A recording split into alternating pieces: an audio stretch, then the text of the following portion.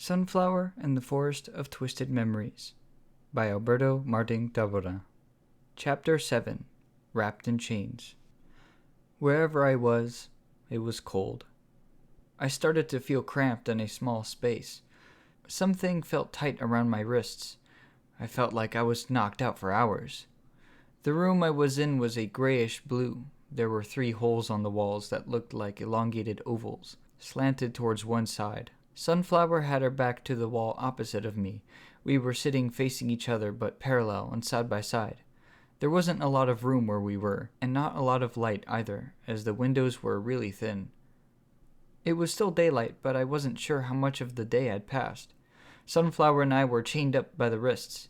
I waited until Sunflower woke up and came to realize the situation we were in. She started freaking out a little bit when she noticed the chains in her surroundings. "Twig!" she exclaimed. "What happened?" "Beats me," I said in a monotone way. I wanted to hide my fear from Sunflower. I assume we got sold into slavery. Sunflower kicked the wall next to me. Her shoes were gone, and all I could hear for the next minute was her bare feet slapping against the cold metal wall. I looked at my pockets and around my clothes and body to see if I had anything missing myself. My shoes were also gone. Jonathan likes shoes, I suppose. But my pockets felt empty. My mulchings were gone. "That hog took my mulch," I stated in surprise. Sunflower looked down at her dress. "He took mine too!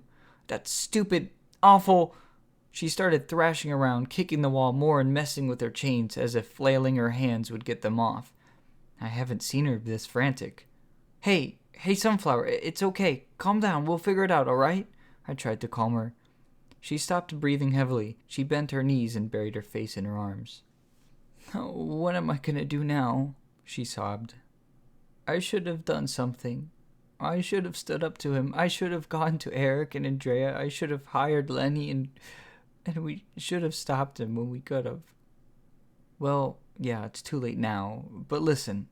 Sunflower's head shot up. "You don't understand. This happened because we were all too nice to stand up to him." Her tears watered her cheeks. "Now we're not going to see the light of day again." I didn't know what to say. I waited until Sunflower let out what she needed to before I attempted to start a better topic of conversation. "Hey, is it okay if I ask a question?" I asked. Sunflower looked up at me. Her tears were more dry and her eyes looked tired. "What?" "You guys have all sorts of abandoned markets laying around. How do you get fresh food to cook your meals with?" "Eric sells fresh produce and raw meat. I get the stuff I need from his shop," she answered. "Yes, but where does he get all that stuff from?" I sat up a little more. Sunflower pondered for a second and sniffed. He told me once he had a farm somewhere nearby, but I don't know where he gets his meat. Eric has his own network of people. He may not look like it, but he's a good businessman." "Network?" "I feel like I've been led to believe that most of everyone here was sent to Jonathan's mines." "Where are those other people?" I asked, getting more confused. "You saw the people at the kite field," Sunflower pointed out. "There are other areas of the town that's inhabited. It's still a small town, but you know that road by the kite field?" "Yeah, I remember seeing it," I said, trying to recall the memory. "That road leads to another settlement of people, like us here. They're just here after waking up with no memories. Some were lucky and knew certain things, like how I knew my name," Sunflower explained. "Although, as I've heard, I'm the first one to remember my name around here. I knew it off the bat, while everyone else slowly gained theirs back." Sunflower looked at me directly, as she was previously spacing out while telling me all this. "Kinda weird, huh?" "That is weird. I hope I'll get my name back soon." I looked over to the small windows. I wondered if Eric or anyone else even knew we were here. I could tell we were somewhere in Jonathan's facility. I hoped someone spotted him dragging us in here. "When we had more people on our side of the town," Sunflower continued, "we had a guy who would tell us stories. His name was Damon, and no one ever knew if his stories were his old memories or things that he made up on the spot." "Wait, how long has it been since you lost your memories?" I felt like I was asking a pretty big question. I had never considered just how long Sunflower was here with everyone, stuck without knowing who they once were. It's been around 3 years. Maybe more, Sunflower revealed. Damon died a year after it happened. Some folks here still recite the stories of Damon. I think someone was writing a book about them before Jonathan captured them. Do you know any of them? I asked. I remembered almost all of them, Sunflower said. She had her head laid on her arms, staring down at the floor. We had campfires with the same old group every so often. He always fell asleep after each story he told. I miss him. Sunflower. I had something important to say. She lifted her head and looked at me. What is it? I took a deep breath. I think I get it now. What you talked about after your shower. Sunflower gave me the confused look this time. Eyebrow raised and everything. I don't know what's going to happen to us after now, but I keep thinking about the time we spent before. Just like how you told me about your admiring yourself, I admired you because I don't remember anything about myself that I could admire. I'm not asking for love, I just want you to know that I enjoyed the time I spent with you. It brought me comfort and security. You made me feel safe. And I never want to take that for granted, and I will appreciate every moment that I've had with you thus far, and hopefully from now on. Sunflower just stared at me blankly. Her cheeks blushed and a tear streamed down her cheek. Twig,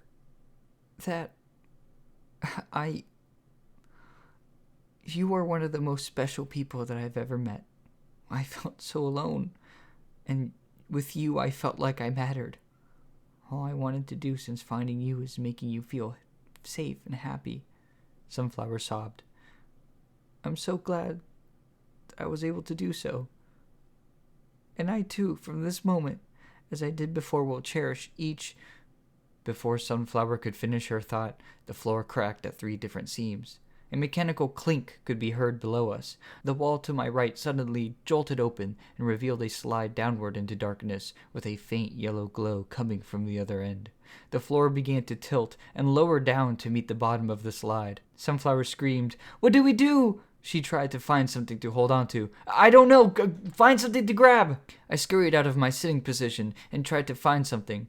I was almost able to hold on to the windows. The glass was indented but too close to the wall for me to fully grab onto. I tried it anyway. Sunflower kicked the wall. Kicking the wall isn't going to help, I yelled at her in a panic.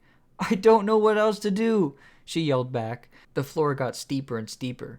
Both of us lost our grip and began to shift towards the dark slide. Before we reached the end of the floor and the mouth of the slide, the other wall got pried open. A bright light shined through and revealed Eric at the other side. Grab my hand, he shouted. As I squirmed my hands into position to reach him, I slid down even further. I was able to grab his hand just as the floor reached the bottom of the mouth of the slide. Sunflower! I screamed as I looked behind me and watched her slide rapidly into the mouth of the darkness behind us. I felt her body weight yank on my leg. Eric's foot slipped, and he nearly fell into the small compartment with us. He regained his strength and pulled us out. I'm slipping, Sunflower yelled out. Right as I pulled through the doorway, Sunflower let go. I immediately turned around and set my entire torso back into the compartment to grab her before she was lost to the dark void behind her. Her hand was soaked in sweat. I got you, I said while my body began to move downwards. Eric noticed and quickly pulled on my legs. He got us both out of the compartment safely. Eric helped us both stand up. I wiped Sunflower's sweat off my hand. Eric! Sunflower hugged him. Yeah, okay. He seemed uncomfortable with the hug. It was no problem. How did you even find us? I asked. I watched Jonathan carry 2 bodies into his facility. I didn't even know it was you 2. I saw it a second before he went in. But I just had a hunch. I wasn't going to do anything. But I decided I was done hiding away, Eric explained. We need to stop him.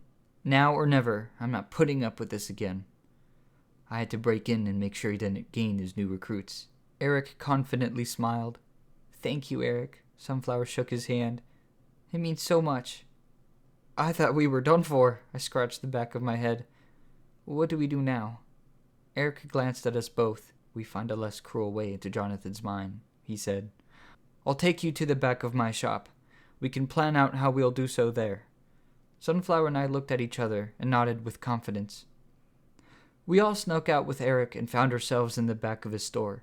Andrea was told everything that happened, and she joined in to make a takedown plan with us. Eric went over to a wall at the back of his store and opened up a secret compartment. He took out some rolled papers. Andrea helped Sunflower and I out of our chains. "Andrea, could you clear out that table over there?" Eric asked. Andrea finished freeing Sunflower before she floated over and began to clear out a table. Eric began unrolling the papers onto the empty part of the table. He slid it further over the table as Andrea moved different items off of it. "What are these papers?" I asked. "These are the plans for the facility. It includes Jonathan's half upstairs, as well as my store and the basement," Eric explained. He got out a pencil from his supply storage and began marking things down. "This area is the shop. Behind this wall are stairs to the basement. We can only access it from the outside. However, there is a wall inside my shop that separates access to the upstairs portion. There is a way to get to the basement from upstairs. We go through that way and play it by ear. I'll bring my strongest weapons. Andrea will bring her most potent magic." "I got all sorts of potions that'll knock a pig cold," Andrea smirked. "I'll find Lenny so we can have extra backup," Eric added. "When are we going to enact this plan?" I asked. "As soon as I have Lenny ready to go, we hop right to it. Destroy that wall in the back and infiltrate," Eric replied. Sunflower put her hand on the table to get Eric's attention. "What will I and Twig do?" "Oh, I got the perfect thing for you both," Eric smiled. Eric brought out 2 items from the back of his shop. One of them was a gun made of wood. It looked like a big thick stick with a tiny branch sticking out of it. The other item was a crossbow. He gave Sunflower the crossbow and myself the gun. "This is just a stick," I complained. Not really," Eric winked. Just for the heck of it, I pointed the gun at the floor and squeezed a tiny branch. A loud bang popped from the gun, and a large sharp splinter of wood dug into the ground. "Oh my god!" I frantically set the gun on the table and stepped back. Eric kept smiling. "I'm so sorry," I apologized. "It's got endless ammo. No need to reload. Only problem is you can accidentally fire it whenever. And these splinters are more painful than falling off a tree," Eric warned. "It'll do the damage you need." Sunflower flexed her crossbow. "Does this have arrows as well?" "Works the same way. Squeeze and shoot," Eric told her. Andrea wrapped a belt full of different potions around her waist. Eric grabbed something from a hidden closet, but I couldn't take note as to what it was. Everyone accepted their weapons and agreed to the plan. Eric went out and got Lenny, but from what I could tell, he was definitely hired. The plan was set in motion. Lenny had a crowbar with him this time, and he broke through the wall in the back of Eric's store that led into Jonathan's half of the building. Knowing that we were breaking and entering was intimidating. We were in the domain of a powerful enemy that we were only going to make angrier. The hallway we stepped into was dark. There was a door on one side, and a simple stairway to the upstairs on the other. "Left. Doorway will take us down," Eric motioned. Eric, Andrea, Lenny, Sunflower, and I all snuck down the hallway quietly. Eric opened the door and welcomed us all to some stairs. The stairs twisted around at the bottom and led to yet another hallway. It was dark, lit by torches, and the walls were made of stone. At the other end of the hallway was a right turn that had 2 other sets of stairs. One led up into the hatch from the outside, while the other went further down. "Couldn't we have just used the hatch?" I whispered to the group. "Too risky. Makes a lot of noise," Eric whispered back. "Wait, Eric," Andrea tugged his sleeve. "This is not how the plans of this building were displayed. I thought we had to go upstairs to get downstairs." He must have renovated the place. "This is where we play it by ear now," Eric admitted. We all ended up going down the stairs and eventually finding ourselves within a large underground hall. All the walls, floor, and ceiling were made of rock and stone. Different dark corridors lined the walls. The faint sounds of pickaxes striking stone echoed through the hall. At the other end, a bright sphere was floating above a pedestal. It looked like a golden casing with a bright light shining out of it. Under the sphere, Jonathan sat on a throne. He stood up. He did so calmly and quietly. "Oh, nice. I didn't even need to ask. You all came to work for me out of your own volition. I always love a good handful of volunteers, Jonathan said with open arms as he walked towards us. Oh, I am volunteering. Volunteering to take you down, Eric threatened. Before we get hectic, let me at least describe the work that I'm offering. Jonathan put a finger in front of his face. He slowly turned around and walked over to the orb above his throne. He's got his back turned, Lenny whispered to Eric. Not yet, Eric said. Jonathan took the orb off the pedestal and showed it to us. He stepped closer so we could all have a better look. You are all the first to really see this, since you so kindly visited my hall. You have the privilege of knowing what you'll truly be working for, Jonathan began.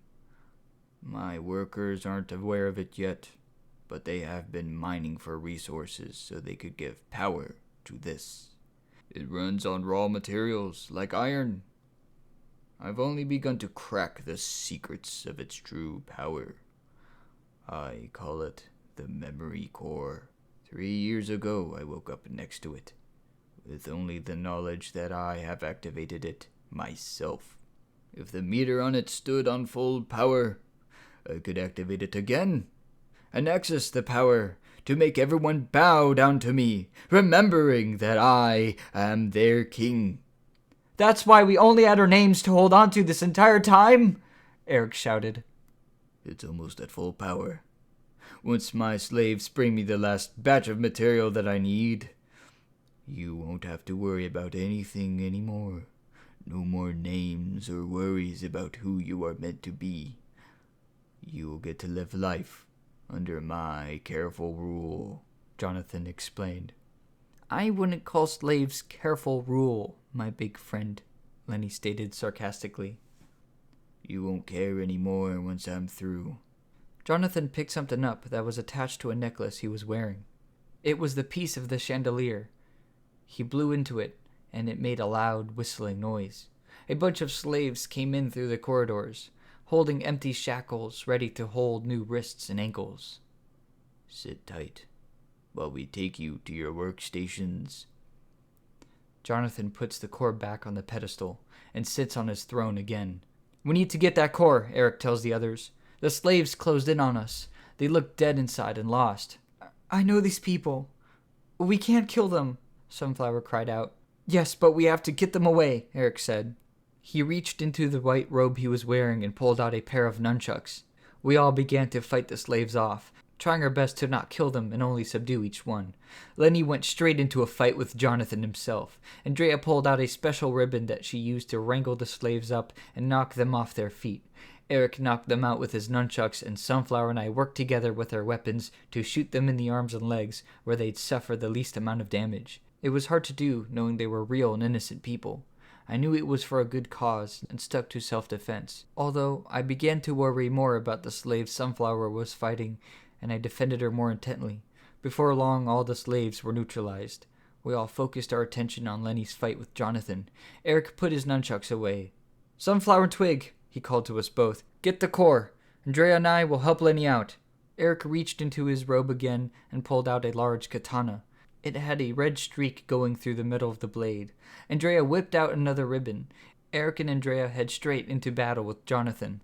Sunflower and I ran straight for the core. End of Chapter 7.